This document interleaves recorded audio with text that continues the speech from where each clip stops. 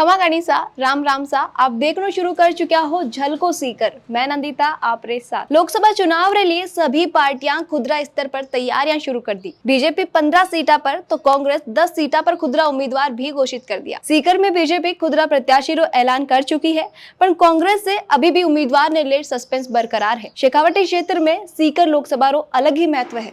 देश में सैनिक और वीरां की भूमि हुबारे साथ ही शिक्षा क्षेत्र में भी सीकर एक अलग पहचान राखे। सीकर वो लोकसभा क्षेत्र है जो देश में जाट राजनीति ने नयो आयाम दियो है। सीकर री राजनीति में पनप्या कई नेता देश रा उच्च पदा पर पहुंचा है, जहाँ भारत रा भूतपूर्व उपराष्ट्रपति और राजस्थान रा भूतपूर्व मुख्यमंत्री भैरव सिंह शेखावत, पूर्व उप प्रधानमंत्री चौधरी देवीलाल और लोकसभा अध्यक्ष बलराम झाखड़ सरीका नेता शामिल है।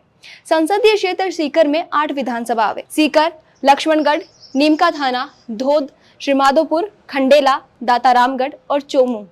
सीकर लोकसभा सीट जाट बाहुल्य सीट मानी जावे। 1952 लेर अब तक हुआ चुनाव की बात करा तो सीकर सीट पर जाट नेता को ज्यादा दबदबो रियो है। वर्तमान में सीकर लोकसभा क्षेत्र भाजपा रा स्वामी सुमेधानंद सरस्वती सांसद का रूप में लोकसभा में सीकर रो प्रतिनिधित्व कर रहा है, जो सीकर लगातार 2 बार लोकसभा चुनाव जीत चुका है। और 2024 का लोकसभा के लिए भी बीजेपी बाने ही फिर से सीकर की कमान सौंपी है। बात पिछला 10 लोकसभा चुनाव की करा तो भाजपा 5 बार जीत दर्ज करी है, तो एक बार भाजपा समर्थित जनता दल और 4 बार कांग्रेस जीती है। पिछला 2 लोकसभा चुनाव से भाजपा लगातार इस सीट पर जीत दर्ज कर खुद परचम लहरा रही है। सीकर लोकसभा सीट पर 1952 में राम राज्य परिषद का आनंदलाल शर्मा पहली जीत दर्ज करी। 1957 और 1962 चुनाव में भारतीय राष्ट्रीय कांग्रेस रा रामेश्वर टांटिया, 1967 चुनाव में भारतीय जनसंघ रा गोपाल साबू, 1971 चुनाव में भारतीय राष्ट्रीय कांग्रेस रा श्री कृष्ण मोदी, 1977 चुनाव में जनता पार्टी रा जगदीश प्रसाद माथुर, 1980 चुनाव में जनता पार्टी सेक्युलर का कुंभाराम आर्य, 1984 चुनाव में भारतीय राष्ट्रीय कांग्रेस रा बलराम जाखड़, 1989 में जनता दल रा चौधरी देवीलाल,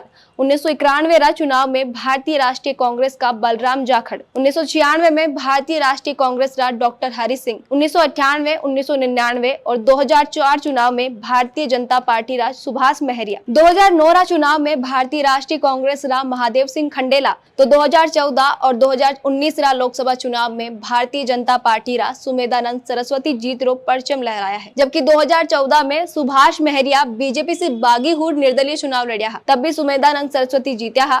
और 2019 में महरिया कांग्रेस से ताल ठोकी है, तब भी सुमेधानंद सरस्वती जीत्या है। इसलिए अब सबकी नजरा 2024 लोकसभा चुनाव में कांग्रेस रा उम्मीदवार पर टिकी है कि कांग्रेस इस सीट पर कुंडे मैदान में उतारी है। फिलहाल जो अटकला और कयास लगाया जा रहा है, बारे अनुसार कांग्रेस की तरफ लोकसभा चुनाव में कांग्रेस प्रदेश अध्यक्ष गोविंद सिंह डोटासरा के नाम की खास चर्चा है, क्योंकि विधानसभा चुनाव में गोविंद सिंह डोटासरा और बीजेपी नेता राजेंद्र राठौड़ के बीच जो लड़ाई चल रही है और जो चैलेंज राठौड़ डोटासरा ने दिया है और वे एक्सेप्ट करया और जीतिया भी हावी चैलेंज ने। मेरे बाद न सिर्फ सीकर बल्कि पूरा शेखावटी क्षेत्र के साथ साथ राजस्थान में भी गोविंद सिंह डोटासरा की लोकप्रियता बढ़ी है। इसलिए अब देखा कि वे लोकसभा चुनाव के लिए मैदान में आई या नहीं।